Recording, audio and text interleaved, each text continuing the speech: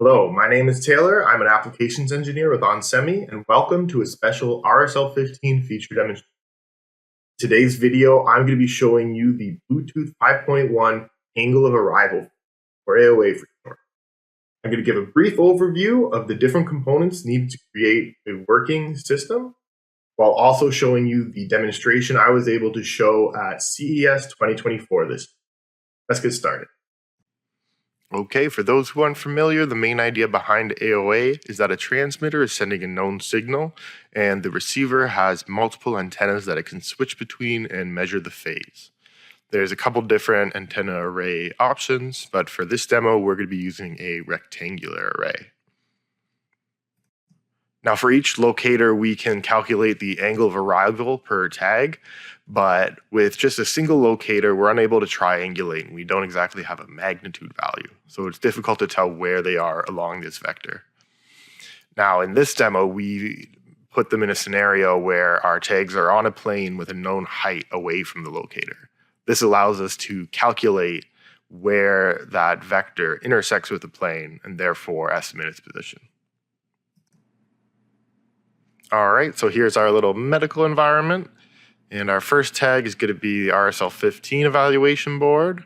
That's this guy right here with a couple of components around supporting it. On the back, we have a coin cell battery holder and a programmer. And next up, we have the Murata 2EG module. So this is an RSL15 system in package. Everything you need is in this little module except for two external capacitors. Really, all you need is just that for a product, plus we have the coin cell battery connector here and another programmer. This module is so easy to design with, I decided to quickly throw together a tag on my own. So this is that same Murata 2EG with just the two external capacitors needed there, and then a button, an LED, and a battery connector. And this will be our third tag right here. Oh, no fall detection. Next up, we have our locator. So here we see the core hardware antenna array board. So this is a 3x3 antenna array. This allows us to switch between different antenna and then measure the phase difference between them to calculate our angle. So on the back here, this is core hardware's RF mux. This just connects to our evaluation kit, and we can then switch between different antenna. It's a Murata 2EG evaluation kit in there, just interchangeable with the RSL15. And we also just have this little adapter board here to connect our GPIOs to the core hardware mux. Now here we have the exact same hardware and just a little bit nicer form factor. There's the core hardware antenna array board in here. And we just have another adapter board. And right behind here is an RSL15 evaluation board. So now this one and the Murata 2EG will both be running the exact same software. And our last piece will be the unit key position engine running here with their GUI software. This will be able to calculate and show us the position. So our beacons will be sending out a known signal. The locator is going to switch between different antennas. The IQ measurements will be sent over to the tablet, and we will see the position shown here on the display. Okay, let's test it out.